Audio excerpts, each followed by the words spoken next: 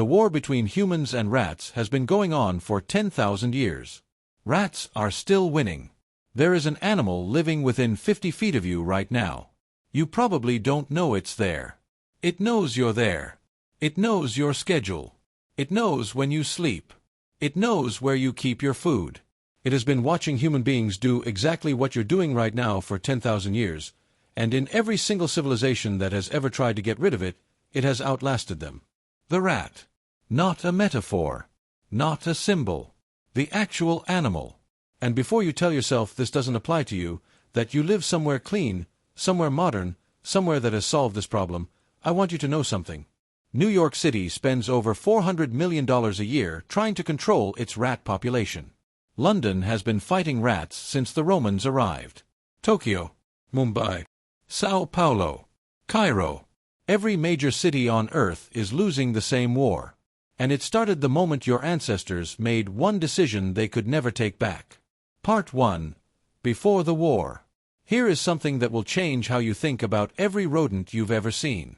For the first 290,000 years of human existence, rats were not a problem. Not because humans had better traps. Not because they had stronger poison. But because the relationship between humans and rats was completely different from what it is today. Your ancient ancestors were nomads. They moved. Constantly. Following animals. Following seasons. Following water. They stayed in one place for days, sometimes weeks, then moved on. And rats, specifically the brown rat, Ratus norvegicus, the species now living in your walls, are not built for that lifestyle. They are territorial. They build complex burrow systems. They raise their young in fixed locations. They depend on a stable, reliable food source. A band of nomadic humans offered none of that. So for the vast majority of human history, the relationship between humans and rats was simple. Humans were predators. Rats were prey. Archaeological evidence from sites across Africa and Asia shows that early humans regularly ate rodents. Not as a last resort. As a consistent protein source. Rat bones appear in cooking debris alongside deer and wild boar. In some sites, they outnumber the larger animals entirely. For 290,000 years, the human and the rat existed in a relationship where the human had the advantage. Then everything changed. And the date is almost exactly 10,000 years ago. Part 2. The decision that started the war. Around 8000 BCE, in the region now known as the Fertile Crescent, modern Iraq, Syria, and Turkey, something happened that would permanently alter every ecosystem on Earth. Humans stopped moving. They planted seeds. They built permanent structures. They dug storage pits. And for the first time in the history of the species, they began accumulating something that no nomadic human had ever had before. Surplus food. Stored grain, specifically. A pit full of grain sitting in one place, season after season, in a fixed location that never moves, is not just food storage. It is a rat paradise. The brown rat has a metabolic rate that requires it to eat constantly. It needs a reliable food source within a short distance of its burrow. It breeds rapidly. A single female can produce up to 12 litters per year, with up to 14 pups per litter. Under the right conditions, a rat population can double every 21 days. The right conditions are exactly what the first farmers accidentally created. Archaeologist Lior Weisbrod of the University of Haifa published research in 2017 documenting the precise moment rats moved in with humans. His team analyzed rodent remains from archaeological sites in the Jordan Valley spanning 15,000 years of history. The finding was stark. Before permanent human settlement, nomadic period, rat populations in human sites were minimal. Multiple species competed for space. No single rodent dominated. The moment humans built permanent settlements and grain storage, within a single generation, the house mouse and the commensal rat exploded in number and drove out every other rodent species. They didn't invade. They were invited. Not intentionally. But the invitation was just as complete. And here is where I want you to really sit with this for a second. Because this is the moment the entire dynamic flipped. Before grain storage, humans ate rats. After grain storage, rats ate human food, lived in human buildings, traveled on human ships, and followed human civilization to every corner of the planet. We didn't domesticate the rat. The rat domesticated us. If this is the kind of content that makes you see the world differently, you're in the right place. Hit subscribe and join Vostrev. We go deep on the things that actually matter. New video every week. Part 3. The rat follows civilization. Here is how good rats are at what they do. When the first Polynesian voyagers sailed across the Pacific Ocean, some of the most skilled and daring navigation in human history, crossing thousands of miles of open water in outrigger canoes, they brought rats with them. Not on purpose. Rats stowed away in the food stores. Rats hid in the cargo. And when those canoes landed on previously uninhabited islands, Hawaii, New Zealand, Easter Island, the rats disembarked with the humans. On every single island the Polynesians settled, the archaeological record shows the same pattern. Human arrival. Then, almost immediately, rat bones in the sediment. Then, within decades, the extinction of multiple endemic bird species that had never evolved defenses against ground predators. The dodo didn't go extinct because of the Dutch. The dodo went extinct because of the rats the Dutch brought with them. Across the Pacific. Across the Atlantic. On every European trading ship from the 1400s onward. Wherever human commerce went, the rat went with it. By 1600, the rat had reached every inhabited continent. By 1800, it was the most widely distributed mammal on Earth after humans. Think about what that means. The rat has successfully colonized every environment human civilization has created, from the frozen warehouses of Norway to the sewers of Cairo to the subway tunnels of New York City. It has adapted to deserts, rainforests, Arctic conditions, and megacities. It did all of this in 10,000 years. Your evolutionary timeline spans 300,000 years. The rat has covered more ecological ground in 1/3 of that time. Part 4. Every attempt to win. Now here is the part that should genuinely unsettle you. Humans have been trying to eliminate rats for the entire 10,000 years of this conflict. Ancient Egyptians kept cats specifically as rat hunters.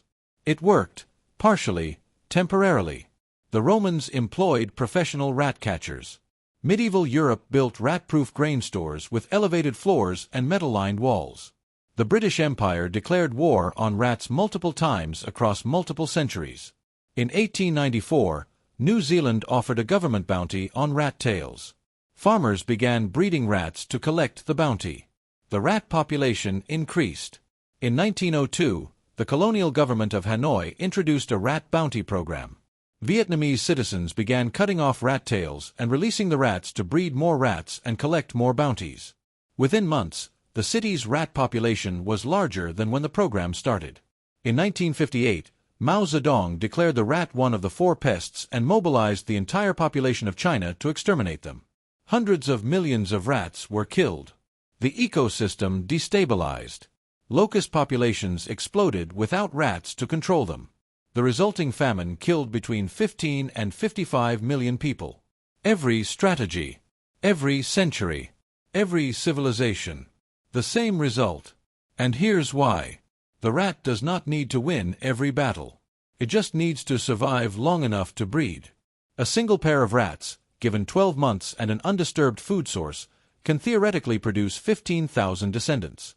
You don't need to beat 15,000 rats. You need to beat the rate at which they reproduce. Nobody has ever figured out how to do that at scale. Part 5. The rat in your world right now. Let's bring this closer to home. The United States alone has an estimated rat population of between 1.25 billion and 2 billion individuals. That's roughly 4 to 6 rats for every single American.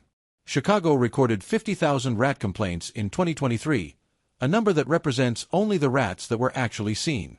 Experts estimate that visible rats represent approximately 10% of the actual population.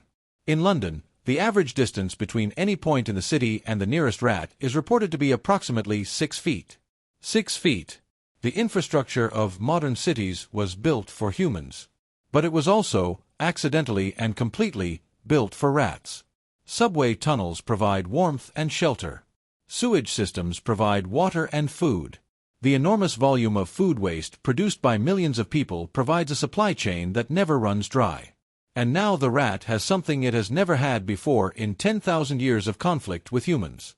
It has antibiotic resistance.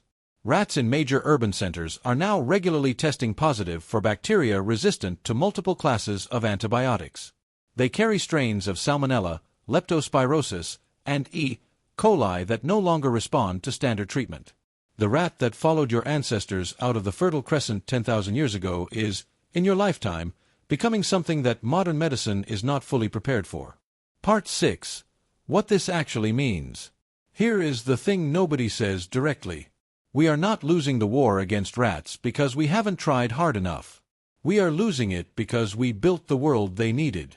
Every grain of surplus food, every heated building, every underground tunnel, every pile of urban waste, every shipping container crossing every ocean, every single feature of modern civilization that makes your life comfortable and connected also makes the rat's life comfortable and connected. The rat did not adapt to human civilization. The rat was built for exactly this. It was always faster, always more generative, always more resilient to disruption. The only thing that ever kept it in check was the thing your ancestors did for 290,000 years before they stopped. They kept moving. The moment your ancestors sat down and built something permanent, the moment they created the first town, the first granary, the first surplus, they signed a 10,000-year contract with an animal that has never once failed to show up and collect. We have never cancelled that contract. We have only added more terms. And every city we build, every ship we sail, every warehouse we fill, every ton of food we waste in the streets of our megacities, is another clause in an agreement we made without knowing we were signing anything. The rat was here before your civilization. At the rate things are going, it will be here long after. The next time you see a rat, in the street, in the subway, on a security camera, wherever, I want you to think about what you're actually looking at. Not a pest. Not a problem.